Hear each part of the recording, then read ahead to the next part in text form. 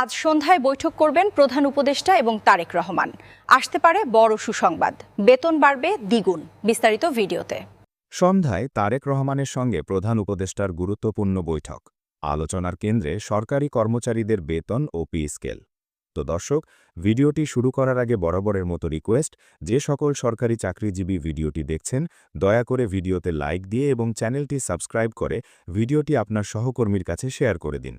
সরকারি কর্মচারীদের বহুল আলোচিত বেতন কাঠামো ও নবম জাতীয় পে স্কেল বাস্তবায়ন নিয়ে আজ সন্ধ্যায় অনুষ্ঠিত হল একটি অত্যন্ত গুরুত্বপূর্ণ রাজনৈতিক ও প্রশাসনিক বৈঠক। প্রধান উপদেষ্টার সঙ্গে বিএনপির ভারপ্রাপ্ত চেয়ারম্যান তারেক রহমানের এই বৈঠকে সরকারি কর্মচারীদের বেতন, পে স্কেল বাস্তবায়নের সময়সূচি এবং চলমান অস্থিরতা নিরসনের বিষয়টি গুরুত্বের সঙ্গে আলোচিত হয়।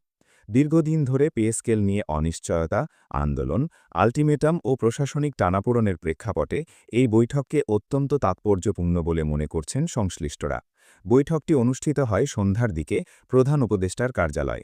বৈঠকে অর্থনৈতিক বাস্তবতা, রাজস্ব সক্ষমতা এবং প্রশাসনিক স্থিতিশীলতা এই তিনটি বিষয়কে সামনে রেখে আলোচনা হয় বলে জানা গেছে। বৈঠকের পটভূমি: নবম পে স্কেল বাস্তবায়ন নিয়ে সরকারি কর্মচারীদের মধ্যে দীর্ঘদিন ধরেই অসন্তোষ বিরাজ করছে। একাধিকবার সময় ঘোষণার পরও গেজেট প্রকাশ ও কার্যকরের বিষয়টি পিছিয়ে যাওয়ায় আন্দোলনের মাত্রা বেড়েছে। সচিবালয়ে অবরোধ, মিছিল, বৈঠক এবং আল্টিমেটামের মধ্য দিয়ে বিষয়টি জাতীয় পর্যায়ের আলোচনায় উঠে আসে। এই পরিস্থিতিতে সরকারের উচ্চ পর্যায়ে সিদ্ধান্ত গ্রহণের প্রয়োজনীয়তা দেখা দেয়। ঠিক সেই প্রেক্ষাপটেই আজকের এই বৈঠক অনুষ্ঠিত হয়েছে বলে মনে করছেন বিশ্লেষকেরা। বৈঠকে কী নিয়ে আলোচনা হলো? বৈঠক সূত্রে জানা গেছে, আলোচনায় মূলত সরকারি কর্মচারীদের নতুন বেতন কাঠামো বাস্তবায়নের সময়সূচি, পে স্কেল কার্যকরের সম্ভাব্য ধাপ ও কাঠামো, বেতন বৈষম্য নিরসনের কৌশল, আন্দোলনের কারণে প্রশাসনে সৃষ্ট অস্থিরতা, সরকারের আর্থিক সক্ষমতা ও বাজেট ব্যবস্থাপনা এসব বিষয় নিয়ে বিস্তারিত মতবিনিময় হয়। প্রধান উপদেষ্টা বৈঠকে বলেন, সরকার চায় একটি বাস্তবসম্মত, টেকসই ও ন্যায়ভিত্তিক পে স্কেল বাস্তবায়ন করতে। হঠাৎ করে এমন কোনো সিদ্ধান্ত নেওয়া হবে না যা অর্থনীতি বা প্রশাসনিক শৃঙ্খলায় নেতিবাচক প্রভাব ফেলতে পারে। যে সকল চাকরিজীবী ভিডিওটি এই পর্যন্ত দেখছেন তারা দ্রুত চ্যানেলটি সাবস্ক্রাইব করুন। তারেক রহমানের বক্তব্য: বৈঠকে তারেক রহমান সরকারি কর্মচারীদের দাবির যৌক্তিকতার কথা তুলে ধরেন। তিনি বলেন, সরকারি কর্মচারীরা রাষ্ট্রের প্রশাসনিক মেরুদণ্ড। তাদের বেতন ও জীবনযাত্রার সঙ্গে সরাসরি রাষ্ট্রের সেবার মান জড়িত।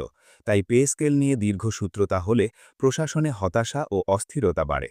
তিনি আরও বলেন, একটি স্পষ্ট সিদ্ধান্ত ও নির্দিষ্ট সময়সূচি ঘোষণা করা হলে কর্মচারীদের মধ্যে আস্থা ফিরবে এবং আন্দোলনের পথ বন্ধ হবে।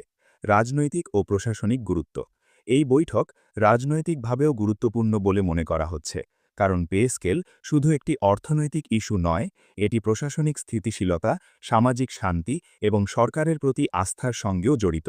বিশ্লেষকদের মতে, তারেক রহমানের সঙ্গে এই আলোচনা সরকারের সিদ্ধান্ত গ্রহণ প্রক্রিয়ায় রাজনৈতিক সমন্বয়ের একটি ইঙ্গিত দিচ্ছে।